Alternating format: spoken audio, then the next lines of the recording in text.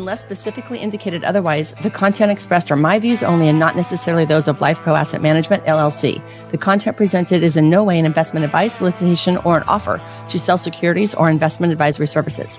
The material is provided for general information and educational purposes based upon publicly available information from sources believed to be reliable. I cannot assure the accuracy or completeness of these materials. As such, the information in these materials may change at any time without notice. Reference to these discussions about IULs and annuities or fixed insurance products. Investments on fixed insurance products are different from investments in the stock market. Any guarantees provided by a fixed insurance product cannot be assumed to be guaranteed for any other investment. Welcome to the Rock My Finances show on K4HD Radio and Talk4 TV, where we put the fun in finance. Join Powerhouse Jennifer Jose, CDFA, CMC, and Private Wealth Advisor, as she collaborates with you to create clarity, control, and confidence with your money, your way. It's not about the zeros, so what is it all about? Let's find out. Now here's your host and weekly friend, Jennifer Jose. So glad to be here today. I'm glad you're here as well. Today's going to be a really fun day. I actually have a friend of mine who is also in the business, and I've known for many years, across the country, friends, and see each other once a year at an amazing convention. But she's also a woman entrepreneur, raising a family, in business, is successful, and she started a podcast. And so I am obviously very vocal and outgoing, and she talked to me a couple times about how do I do this and feel good about it and all that. So we're going to talk about starting a podcast and then all the feelings, me and the F word, all the feelings that come around that. And what you have to do to have the confidence for yourself to step out in the public. It could be on stage, it could be a podcast, it could be just speaking in front of a boardroom, whatever it might be, even speaking to your spouse or your kids. How do we have the confidence to do that? And what could be blocking us that we're unaware of? So we'll talk about that, and we'll talk about just what our day in a life of a woman entrepreneur is and how it can be really great and really busy and really slow. And then we feel guilty and all the great feelings that come along with it. So I hope you all stick with me to the end. You will get a prize at the end, of course. I will share with something with you at the end of the podcast as well. So without further ado, let me introduce to you all Miss Kate Frank, and we call her Miss Lady Kate. Hey, Miss Kate. Hi, how are you? I'm fabulous. Thank you so much for coming today and chatting on this amazing day. I'm excited. Thanks so much for having me. This is really I feel like we're coming a little full circle because you were my first guest. So.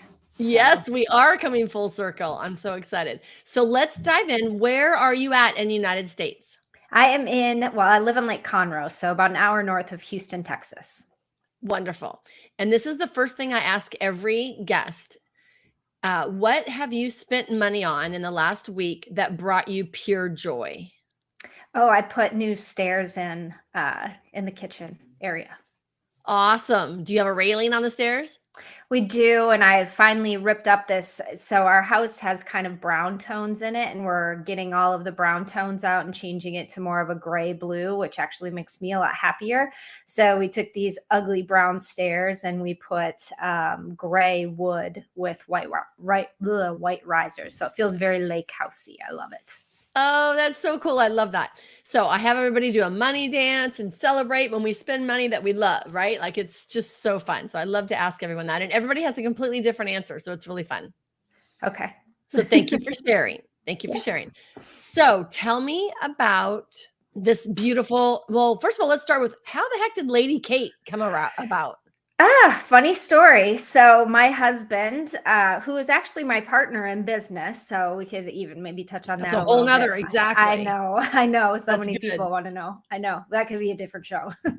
But he thinks it's funny to get these like crazy gifts for me because we're at that point where, when we want something, we buy it for ourselves. So what do you get somebody that we feel like has everything that they want already? So one year for Christmas, he thought he would be hysterical and buy, how you can go online and buy like a star. You can do that with a piece of a castle in England. So when Lineage dies, you can actually go online, and we own like a square foot of a castle in Andex, Germany. And so with that, we have papers. We are Lady Kate and Lord David of Andex. And actually, in September, when we took a little jaunt a couple of weeks around Europe, we actually went to Andex and went to the monastery that's there and took all kinds of pictures around the town and everything. But they thought that was funny, like my whole family did. So my kids started calling me Lady Kate. Then all of the like during COVID, when everybody was streaming everything, and so we ended up with Netflix and Hulu and Prime Video and everything. They changed all of my profiles to Lady Kate. So then when their friends came over, they started calling me Lady Kate, and actually my daughter Reagan calls me Lady Catherine.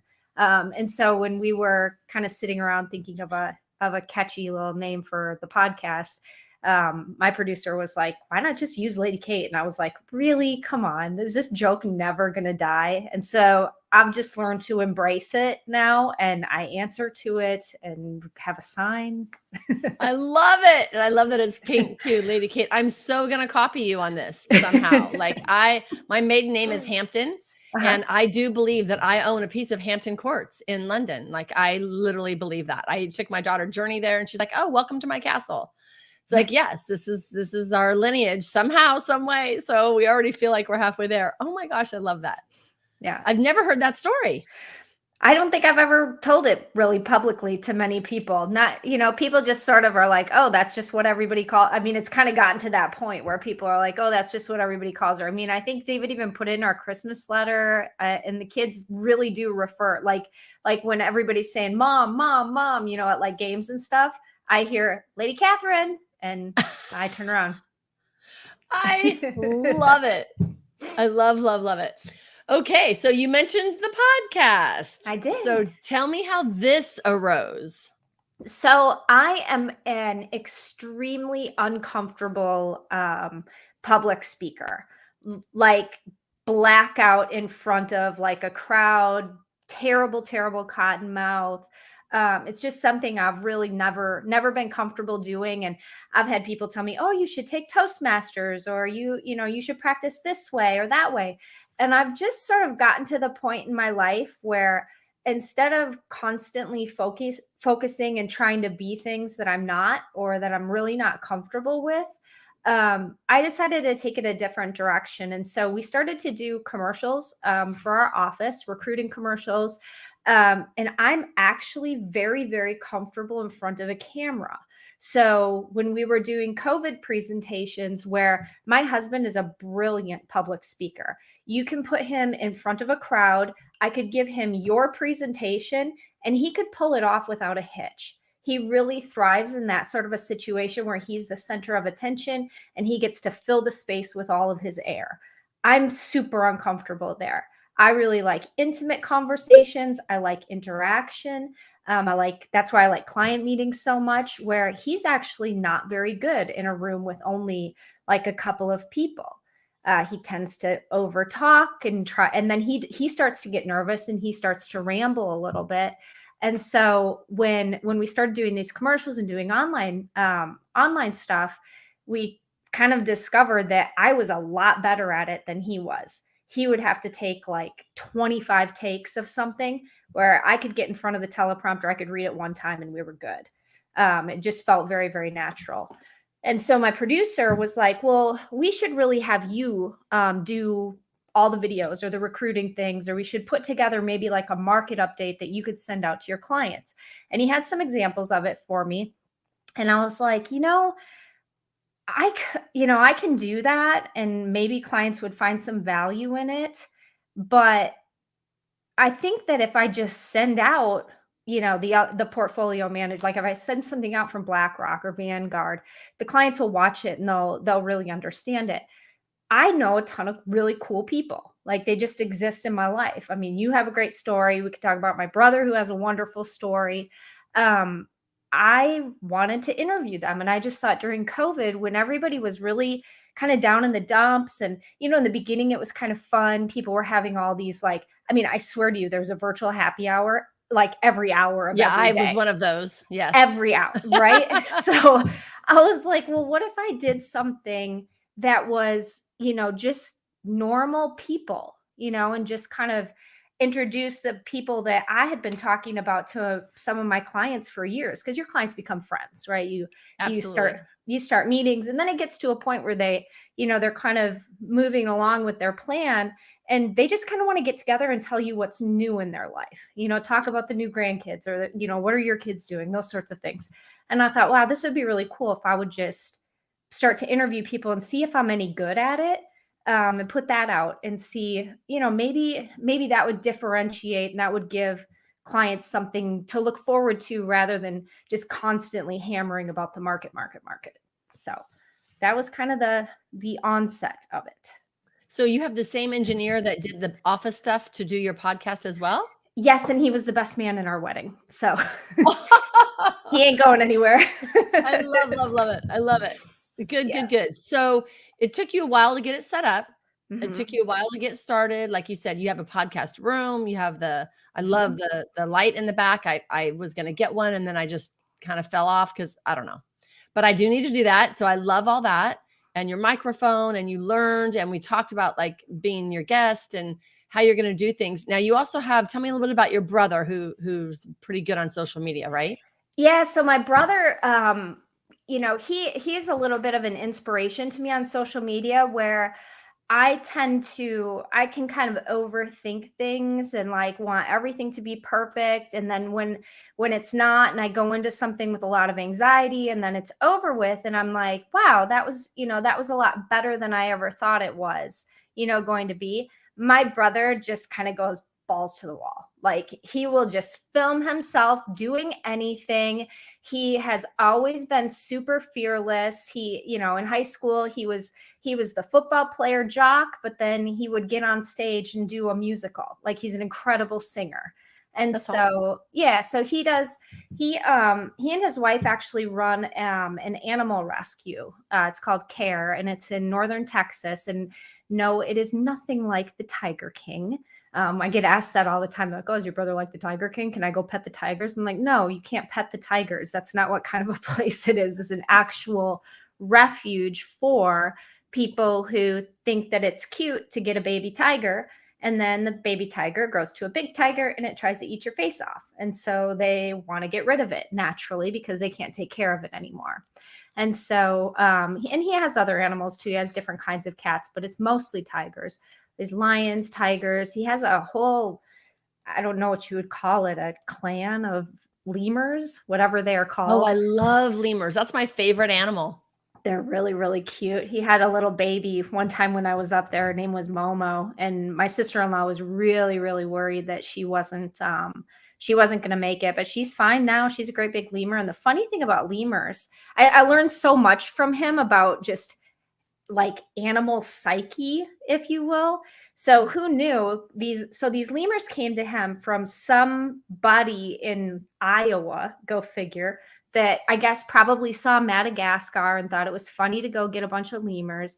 So they get the lemurs, and they don't have them like correctly socialized. They're actually very social animals, but once they're kind of claned up or whatever, he's going to kill me. He's going to be like, "That's not what you call a group of lemurs." But whatever a group of lemurs is, once they're kind of together, they're together. And it's very difficult to introduce another lemur into a pack, if you will.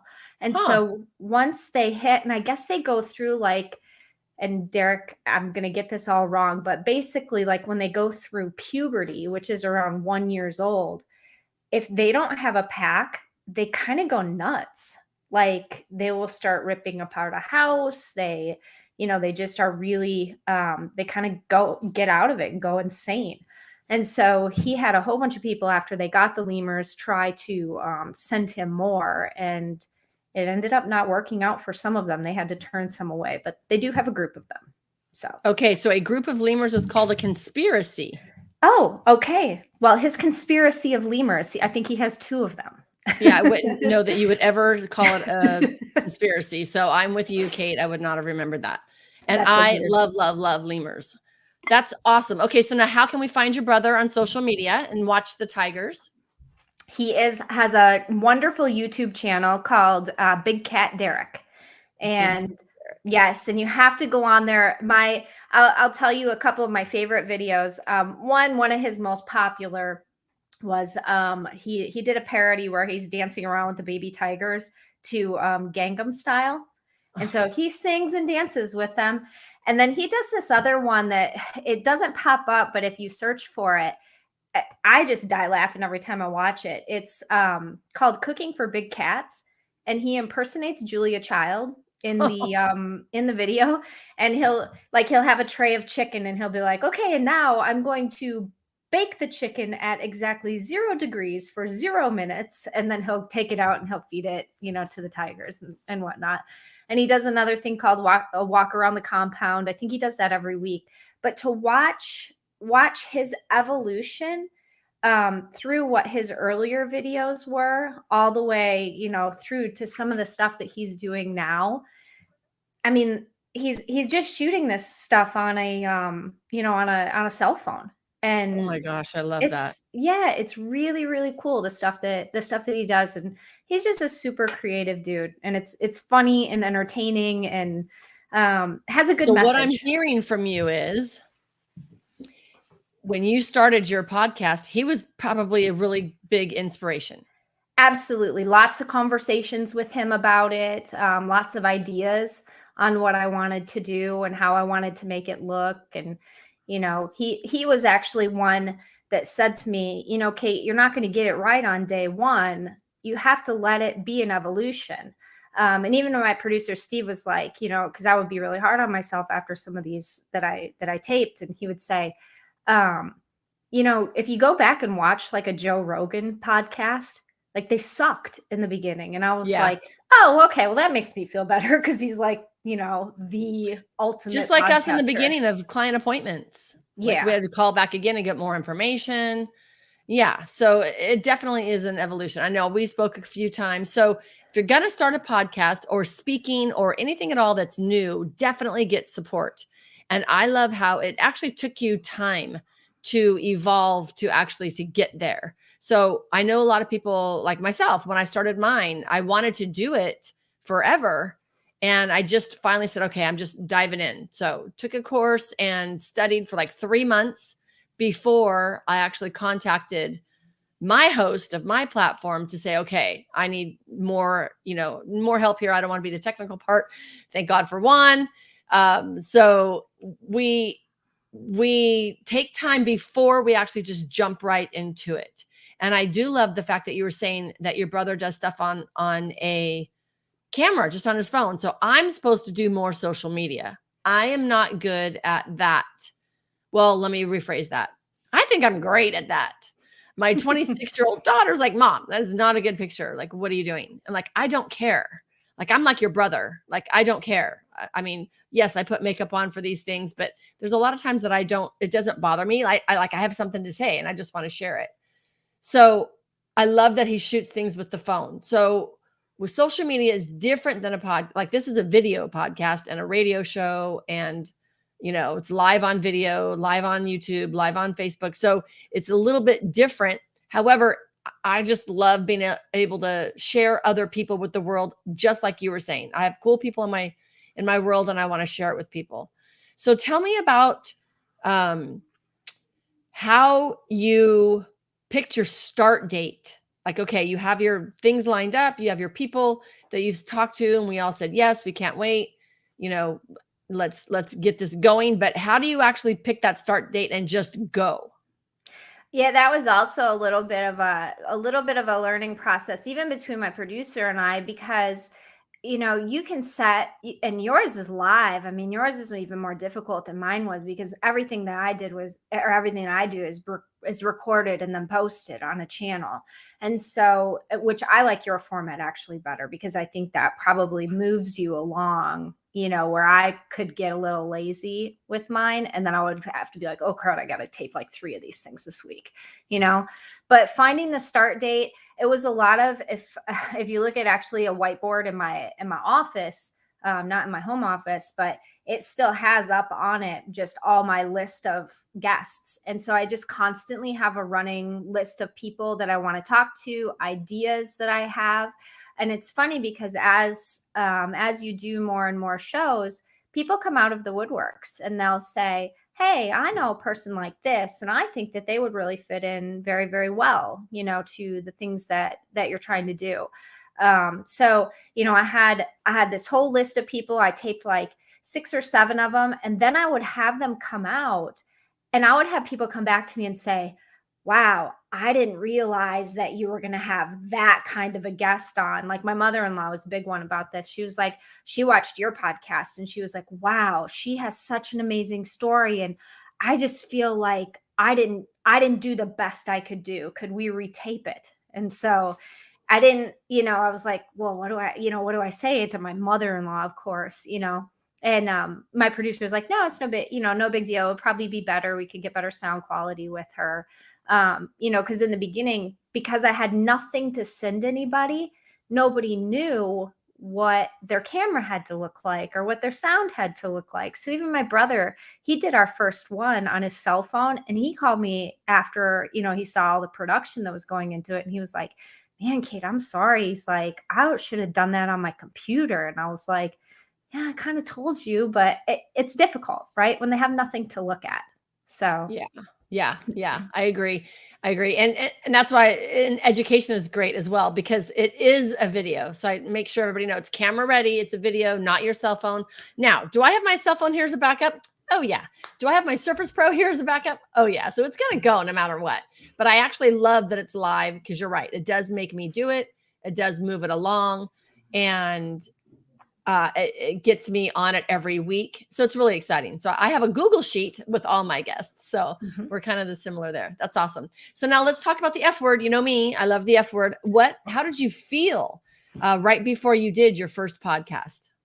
Well, first of all, because it was you, I we had so many conversations, kind of around it, and so I felt really comfortable around the material. I would say when I would start to get more nervous was maybe my like third or fourth one in, because I think I had such good guests in the beginning. I mean, even after I got done with you, Steve was like, "Wow." He goes, "Even I didn't expect, these to be that, I didn't expect the guests to be this good or this thing to be this prepared or you have this many questions or be able to talk as long as you can," because his experience was with his other female that he helps with the podcast is a realtor, and it's really off the cuff. It is. I think she does record it on a cell phone, or she does sometimes. And so I didn't want that look. I wanted to be extremely prepared. So then it got to be the point where I start to put like all this pressure on Pressure. myself, Yep. right? Yeah, you want it to be like, of course you want it to be great for your viewers, but if you pick a great guest or somebody that you have great rapport with, it's going to be a great show. I started to feel like, man, I really want the person that's on. I want my guest to be like, wow, that was a great experience for me. Yes. I love that. I love that. So taking the power out of what is it going to turn out to be? Where is it going to go? Who's going to see it? What are they going to think? Taking the power out of that and more into, let's just have a great experience. That's what I try to get with everyone. Like they're all asking me questions and it's like, no, we're actually literally just gonna have a conversation. Like, let's just make it a great experience for the guest, because then the listeners will actually feel that as well. Plus it's fun for me, right? Right. Yeah, Yeah. I love that. Good, good, good, good. Now I know that you are very nervous being, I don't want to call, are you an introvert? Would you call yourself an introvert? Terribly. Yeah, Yes. terribly introvert. I didn't want to put those words in your mouth, but being an introvert and having to step up, how did you talk yourself into it, or any self-care that you did around actually getting it done? Well, I won't say there wasn't some crying in the shower, because that's I kind of love my that. go-to coping mechanism when I get really nervous about something. You can ask David. I was like, I can't do this anymore. He's like, hey, you've done like 5 shows and they're all really good. I'm like, no, like people, it started to get to the point where I was like, oh my gosh, what if people expect this out of me now all the time? And what if I can't deliver on it? And I had all of these ideas that I wanted to do. And then I Oof. started to get out of order with things. Like I had given I'd given my producer all, the order of the guests that I wanted to do. And then he was being very organized with me, trying to, put all of our Google Docs together, all, everything all together. And then at the last minute, I would be like, oh, we got to put this guest in front of this guest. Yeah. And I just thought that shouldn't be that big of a deal. You just have to swap those, two documents. And it was a big deal. And so that was a little bit of a learning curve for me, that if I said this was the order, then I better get those people, to get on the horn with me and do what they needed to do. So. And I really love that you have a team doing it as well. Now there's a lot of people out there that are literally just pulling up their phone, throwing, just doing an audio podcast and uploading it, and they're good to go. And that's great as well. But to be on camera and to be, I love my team. I could have done this myself. I took the class, I took the whole certification, and I'm like, there's no way that I'm doing this in editing. And that's a whole nother skill. And so I'm so glad I'm doing this as well, because I know that I'm horrible at doing what Juan needs me to do. And there's another gentleman as well, DJ, and I'm late. A couple times I'm late, which I should not be. So like right after this podcast, I'm supposed to give them the next one for next week. So I'm always 1 week ahead of time. Mm-hmm. And I love that. And even though I've been like the night before, sorry, but I literally, like, it took me a bit though to get into the routine and to understand what goes where and who gets what. And that is nerve-wracking. When you've been in industry as long as we've owned our own businesses for decades. We know like I know everything by the back of my hand now. And to step into something brand spanking new and not know exactly how it all works, I still don't know about the terminology and uploading, and it's just there, and you have your SSSR feed or, whatever. Like, I don't know, just I'm showing up at 1:00 and I'm going to talk to my people and I'm going to let you guys all do the rest. Like, I just don't even want to know. Like, it's too stressful for me. I think candidly that people, I'm a big Howard Stern fan. Yes. I think he's just a big Howard Stern fan. You guys love the guy. You don't even know. Kate is freaking hilarious. Okay, go ahead. So and not the shenanigans and the shtick and all the other stuff that he does, but when he does an interview with somebody, I listen to a ton of old interviews before I did my podcast, because I love it when he has somebody on and they go, oh my God, how did you find that out? And so I wanted people to say that on my podcast. And so it was funny. I interviewed the executive producer for Dallas Buyers Club, who's his son and my son are friends. And I like went to his wife. I was like getting all kinds of, things that I kind of remembered seeing about him, pulling things up on the internet. So for me, I wanted to be involved in the research of it, because that was the look I was going for, was that somebody could come on and they were going to feel that I was a fan of theirs. That's wonderful. Yeah. So yeah. I kind of like that feel. So I kind of modeled, I really did model after that.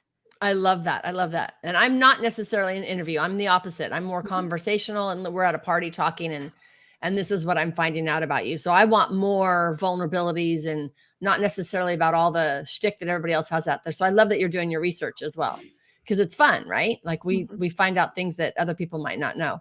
So speaking of that, Miss Lady Kate, share something that no one knows about you that you feel comfortable sharing, of course. Oh boy, that nobody knows about me. Gosh, I mean, I already told you I cry in the shower. I love that. I do as well. I am a little bit of a crier, but then once it's over, it's over. But I feel like I have to go through that. And I think sometimes, like, and maybe this is something people don't know about me. Certainly I would never tell a client this, but I'm like super emotional. Like even when, like if a client tells me something sad or if they're sick or something like that, I mean, I get extremely like vested in that person, very emotional about it. And so sometimes that over empathy can be a little debilitating, for me. And so, when I get very afraid of something, I have a real tendency to shut down, which is where, my husband is kind of the yin to my yang. And he's like, nope, we're going to do this and we can, you're going to push through it. And it's really not, in the end, it's not that big of a deal. But boy, I can let it cripple for probably longer than it should. I love that honesty. And I really appreciate you being vulnerable. I really appreciate that because I know that there's people listening that are the same way.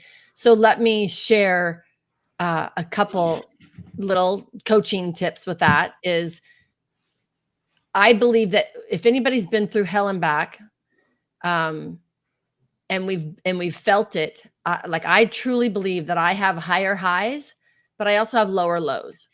So like when you say I'm a crier, I'm an absolute crier. Like my kids tell everyone when they just meet someone or whatever. My mom cries so much. She cried when the babies in Finding Nemo died because there was like hundreds. Now you're laughing, right? Like hundreds of little eggs. And I literally started crying. Like that's so ridiculous. Now I love myself for that. And I'm okay with that. I wear waterproof mascara and I have my glue to my lashes everywhere I go because I know that happy or sad, there's probably going to be tears. Now, I love tears with my clients as well because that means I know that we're healing and we're moving on. So I can sympathize with you there. I want to point out that you use the word over emotional. And I said over empathize. Over empathize. And then I'm just emotional, like it's a negative thing. Let me ask you, does it really inhibit your life? Or is it a standard that we're giving ourselves as women in business that we should be a certain way? I would say probably both sides of that coin is that, yes, we're told to be that way. So I tend to, if I'm starting to feel it, you can like feel it bubble up in your throat. That's, I gotta go to the bathroom. I gotta go get a drink. I got, like I gotta leave the room. I won't just wear it on my sleeve. Why? I don't know. Probably I feel a little silly about it. And maybe I think I'm like an ugly crier, or I just, I really just don't want to. And then I don't want people to feel uncomfortable. I like making people feel comfortable, right? Like I love cooking and I love it when they eat the food and I love all of that kind of stuff. But why would you in a tear to make them feel uncomfortable?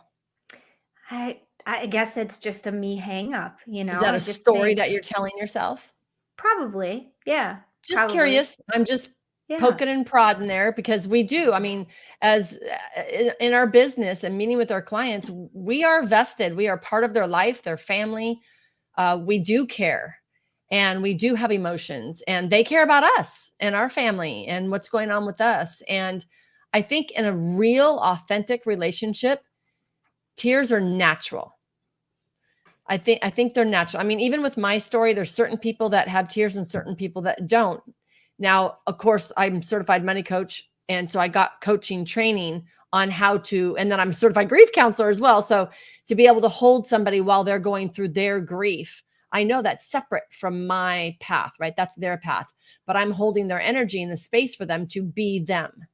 So I let them go with that. There are times that I'm definitely going to have tears flowing. Like it's just the way it is. I don't want to interrupt their process because I want them to be able to get it out as well. And I can tell you from me telling my story so often, and when I have people who do tear up, I understand. And you're right. Like I go straight to, oh, how can I help you now? Right? Because they're tearing up and that's okay too. But I know that they are healing in some way. I believe laughter and tears are healing. So anytime that we stifle that healing, we might get stuck there. So I'd love to have you on next year as well, or whenever. And then let's see if that's evolved in any which way. Because I do believe that we are in a masculine world of this financial industry, that we have taken on this persona of being so masculine and we've been successful at it.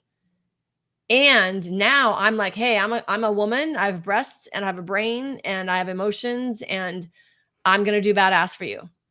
So I'm kind of shifting that myself as well. So that was great. Thank you so much for letting me ask you on that. Now, let me ask you another story, another question. If we do get emotional because it can take us off maybe the path of the appointment, right? Or strangers that we haven't met, we don't know that well, or something like that. Like, I know that there's a lot of sayings like, keep your heart to your vest until you can trust that person. Maybe it could be something like that as well, right? Could be. I think more for me, it's just you know, my mom's kind of a crier, so it's not like I didn't grow up around it, but she's kind of a silent crier, I can remember like my high school graduation, I can remember her in sunglasses and I went to give her a hug and I could tell She's she was, fine. she is shaken and and I was kind of a butthole to her about it. I was like, "Mom, stop crying. Like you're embarrassing." I was just a Yeah. bratty teenager. And but I've even like when I go home for Christmas and it's the morning that we're leaving and I know I can feel how sad she is. I'll walk in the kitchen and I can tell she's keeping her head down and she's like washing and rewashing dishes and she's putting all this, things away and then getting them back out and putting them away, trying to keep her head down about stuff. And so, I don't know, it's just a little, I don't even know if it's a societal type thing for me, don't let them see you cry. But I did grow up. I mean, when I first got in the industry, it was all about, act like a man, stand up, act like a man, think like a man. They Yep. write books Wear a about it. suit. Yep. Yeah. And now Cover it all up. No skin. Yep. right. Unless you want something. And then, then it's okay. Then you can do whatever you want, but don't tell anybody.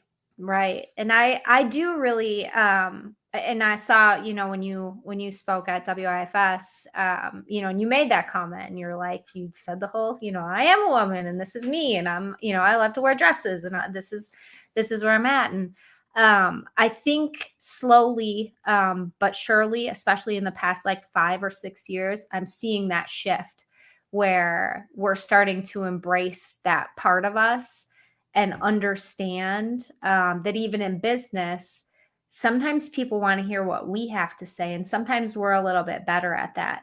I'm still not super comfortable with hugging. I'm not a hugger. Yeah, but that's okay.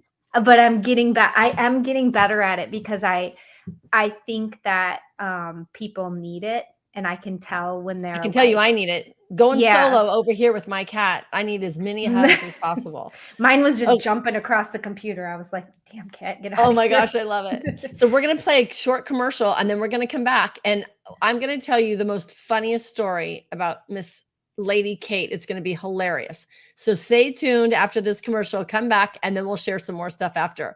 I can't wait to share this. Thank you so much, Kate. I'll see you in just a minute. Hang on. Wait, the show isn't over yet. There's more fun and finances ahead. Jennifer will be right back as we have a special bonus offer for you right here on Rock My Finances, broadcasting live on K4HD Radio and Talk 4 TV. Hey y'all, it's Jennifer Jost. Are you ready to transform your relationship with money? Rock My Finances Club is your weekly mastermind for wealth empowerment.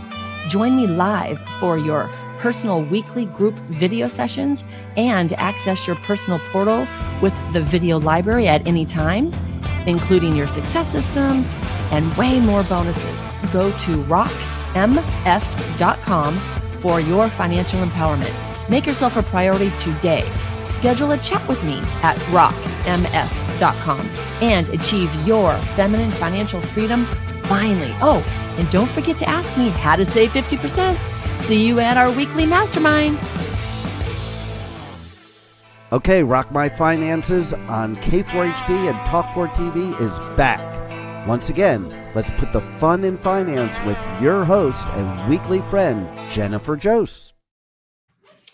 Okay, I love the mastermind that we do every week. It's so fun. We get on Zoom and it's amazing. People have so many ahas. I can't even stand it. Like I had this one gal this week that literally had every horrible belief about money and like everything you could ever imagine. And she was just talking like it was like a regular conversation. I'm like, do you realize how many beliefs that you just put down? She's like, well, I don't believe that. I'm like, that's what you just said. She's like, oh my God.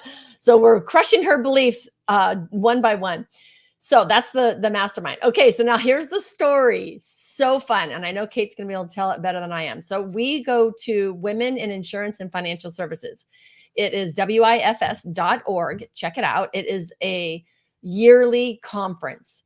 And so I was the keynote speaker a couple years ago, and Kate flew in to hear me speak. I love you. That was so great to have you there.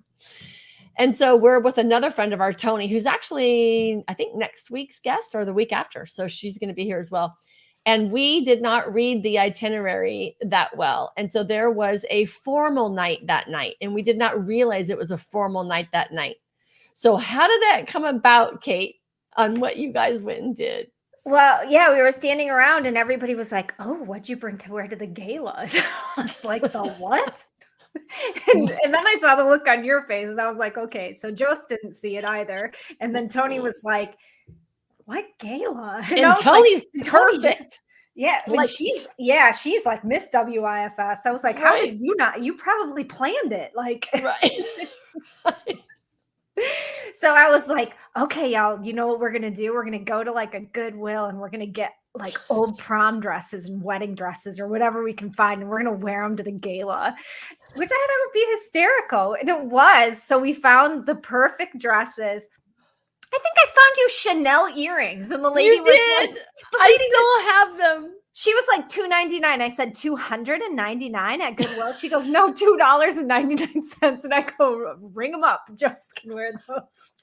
And so we get them. And then Tony was like, we need something else. I'm like, oh, we should tie ties around our heads. Like we're like drunken bachelorettes, you know, coming from like a bachelor party. And so, oh my gosh, we ratted our hair up. I mean, we were messy, like big, like I don't even know how we found all the makeup that we all smeared makeup, smeared lipstick. And we walked in, and I can tell you there were some people there that didn't appreciate our humor because they thought maybe we were making a little bit of fun of the gala, which we weren't. We had no clothes. It was that or like sweatpants.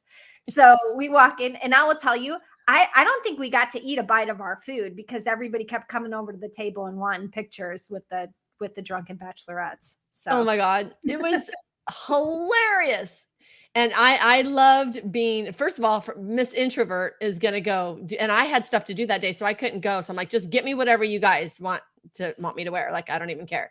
And so they went shopping and came back with this whole array of just crap. Like, it was hilarious.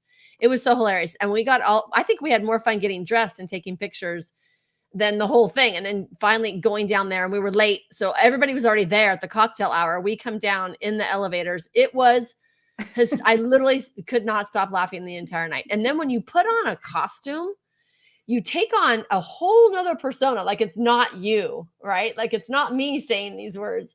So it was so fun to experience that with Miss Lady Kate. Like, it was hilarious because she's very introvert, especially with hundreds of women, right? There was lots of people. And so she's quiet and all this. And her and I are just, oh my God, we were laughing so hard. I love to laugh. It was so fun. So fun. That was awesome. Okay. So now tell me about, let's see. What is any women entrepreneurs out there? What is something that you've learned in business that maybe you could share as a woman in business?